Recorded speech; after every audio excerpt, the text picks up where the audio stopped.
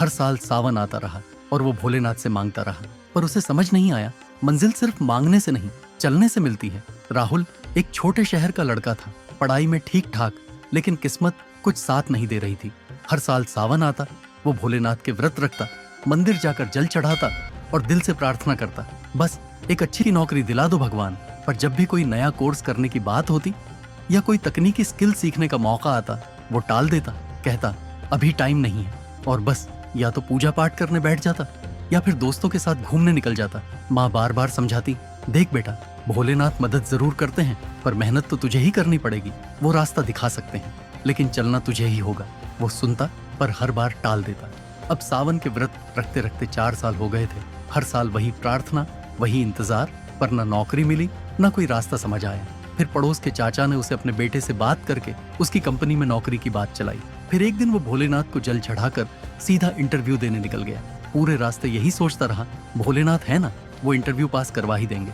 लेकिन जैसे ही अंदर इंटरव्यू के लिए बुलाया गया और पूछा गया, अपने बारे में बताओ, और ये भी कि तुम्हारे पास ऐसा क्या है जो हम तुम्हें ये नौकरी दें, तो वो चुप होकर आंखें नीचे के जमीन को देखता रहा।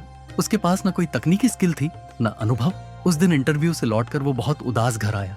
माँ ने पूछा, कैसा गया इंटरव्यू बेटा? वो धीमी आवाज में बोला, आज भी नौकरी नहीं मिली। माँ ने पूछा, क्यों? तो राहुल ने उदासी से जवाब दिया, ना कोई तकनीकी स्किल थी, ना कोई अनुभव। माँ कुछ देर चुप रही, फिर धीरे से बोली, जब भी तुम्हें कुछ सीखने का मौका मिला, तुमने छोड़ दिया। भोलेनाथ तुम्हें रास्ता दिखा रहे थे, पर तुम उस रास्ते पर चले ही नहीं। उस दिन पहली बार उसे एहसास हुआ, शायद भोलेनाथ हमेशा से साथ थे, बस मुझे समझ नहीं आया कि चलना तो खुद ही पड़ेगा। अब वक्त है कि मैं उनकी दी हुई राह पर चलना शुरू करूं। फिर उस दिन उसे समझ आ गया कि मेहनत किए बिना कुछ नहीं मिलेगा। अब जब भी कोई तकनीकी स्किल सीखने का मौका मिलता, वो सीख लेता। सुबह जल्दी उठता, कोर्स करता, टाइम टेबल बनाता और खुद को बेहतर बनाने में लग जाता। कुछ समय बाद उसने बहुत सारी तकनीकी स्किल्स सीख ली थी।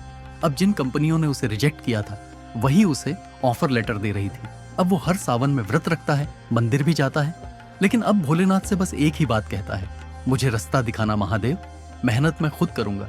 सावन में व्रत रखना, भोलेनाथ से मांगना बहुत अच्छा है, पर जब तक आप खुद मेहनत नहीं करेंगे, तब तक महादेव भी आपकी मदद नहीं कर पाएंगे।